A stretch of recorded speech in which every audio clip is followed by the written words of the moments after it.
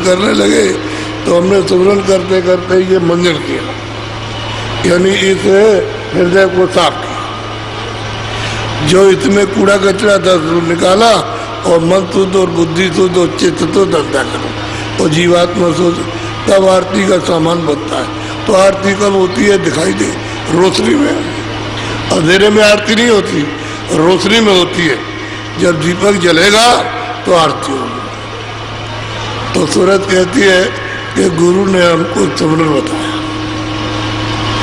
उनके आधार से हम सुमरन करते हैं, सच्चा नाम और सच्चे रूप का ध्यान करते हैं। यह सुमरन। बोलो। तिल का थाल जोता हुई बाती, प्रेम भरी सन्मुख स्वामी। अब कहते हैं चित्त का तो बनाया थाल, उसका थाल बना लिया और फिर बाती उसमें रखती और फिर ध्यान करते। तो मन को साथ लेकर के बुद्धि को चित्त को, ये तो तीन साथ रहेंगे। नहीं रहेगा तो ध्यान नहीं हो सकता। तो थाली बनाई तो ये क्या है? ये थाली है, ये अंतःकरण थाली है, इसमें कूड़ा कचरा भरा हुआ। जब ये साफ हो गया तो इसमें बाती सफेद रखी।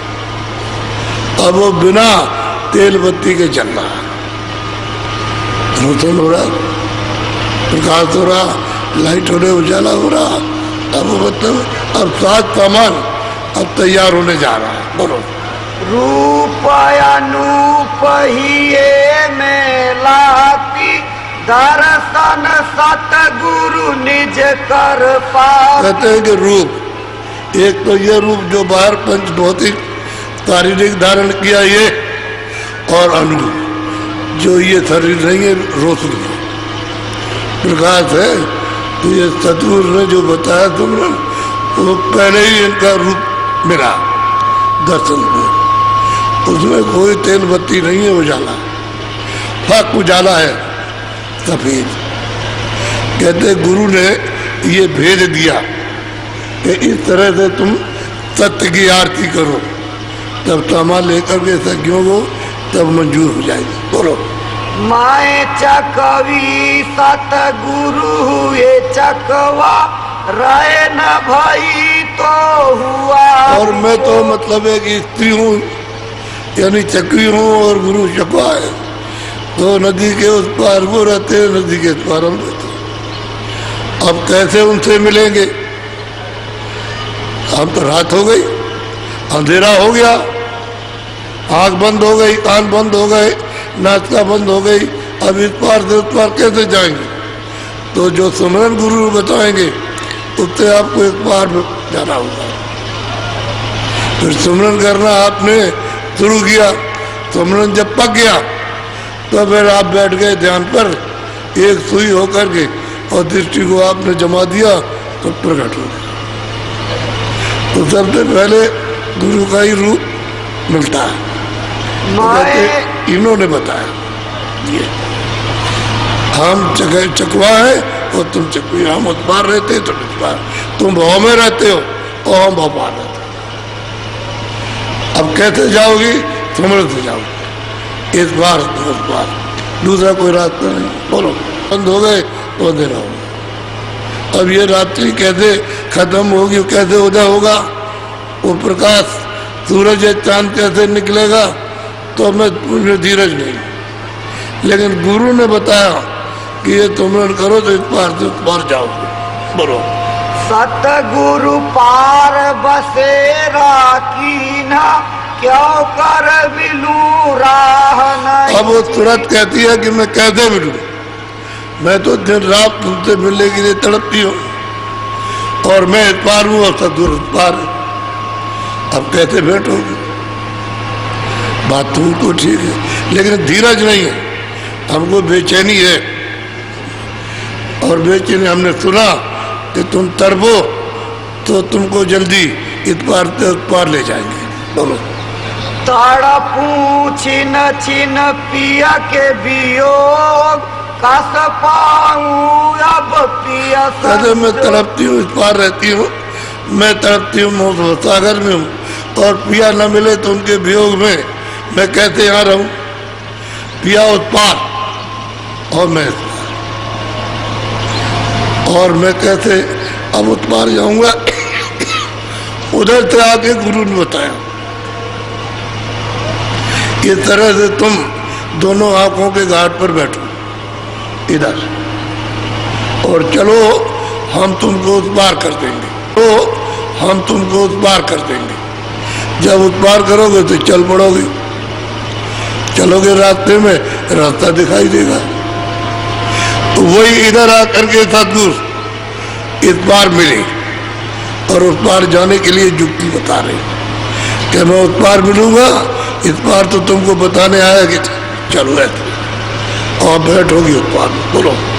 अति आतुर घबराय पुकारी, तब स्वामी मेरी कीन संभाल। कहते मैं घबरा कर कि मैं नहीं जा सकती हूँ, उसका दर्शन नहीं कर सकती हूँ और मैं कैसे जीऊं, घबरा करके जोर से चिल्लाई। इस बार रहती है तो जब उसमें तड़प हुई तो मालिक इसको बर्दाश्त नहीं कर सकता। आत्म तड़प को बर्दाश्त नहीं करेगा। तुम जड़ चीजों को तो मांगते नहीं, लेकिन आत्म तड़प है इस पार से उस पार अपने घर जाना चाहते, तो उसके लिए सामग्री साधन बन जाएगा। बोलो।